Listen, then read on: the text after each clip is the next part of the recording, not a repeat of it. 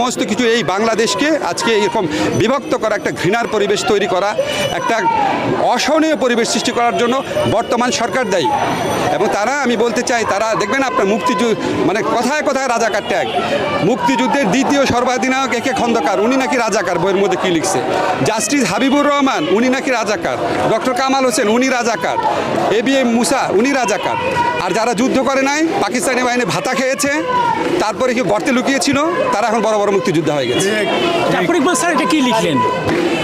Zafar Iqbal sir সম্পর্কে আমি ব্যক্তিগতভাবে কোনো কথা বলতে চাই না। আমার ধারণা ওনার প্রচণ্ড বুদ্ধিশুদ্ধির অভাব আছে।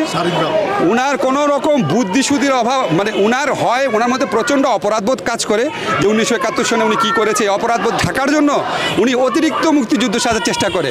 ওনার কাছে শুধু আমার একটাই প্রশ্ন, আপনি কি মুক্তিযুদ্ধের চেতনা বুঝেন? আপনি কি পড়াশোনা করেছেন? আপনি কি 72 সনে গণপরিষদ বিতর্ক পড়েছেন?